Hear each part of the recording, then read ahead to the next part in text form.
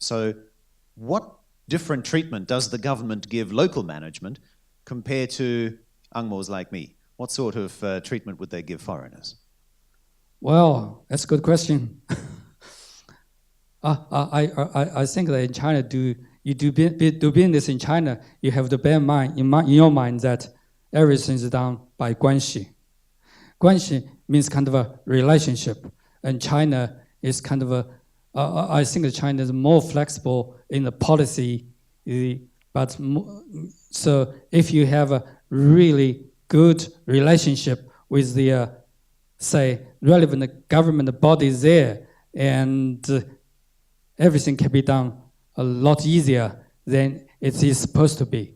So that's the reason you need the local management. I mean, for foreigners, initially, especially for the large mining companies, when they do the business in China there, and they think that they can get over with it, so they do not do this kind of they do not manage this kind of a relationship. So in the end, those kind of government bodies say no. So actually, if they have the public relation, department there to help them to do this, I think they can succeed. More and more people in China now realize that the country should not give away resources, especially the good projects, to foreigners. That means as China develops, we have the money, we have the people, we have the technology, so we should develop projects by our own. At least we have to have this kind of a joint venture with foreigners rather than give the whole project to foreigners alone.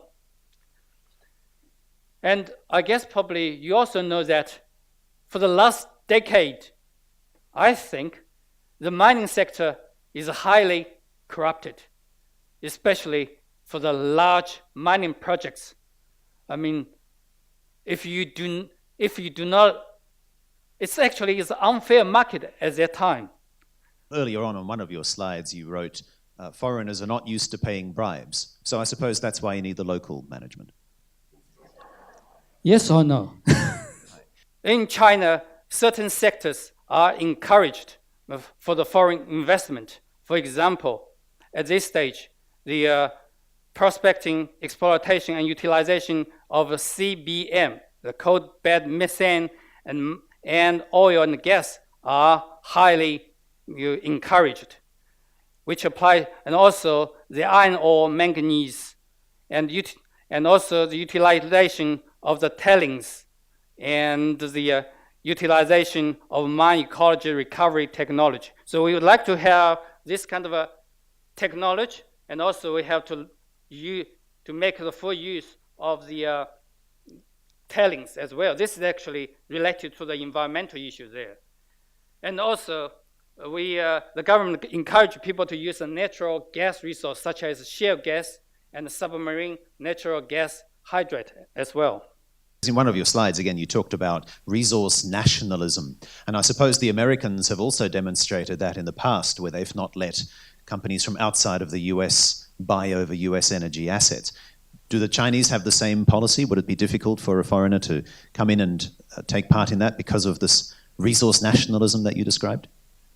They do have this kind of a sentiment there, but I think the coal is okay. Coal is not that also in my slide I showed that some sectors are encouraged, some sectors are restrained, and some sectors are prohibited. And the coal, in general, is still welcome as long as you introduce new technology and bring funds there to consolidate the smaller ones. You're still welcome. I don't see any problem there at all.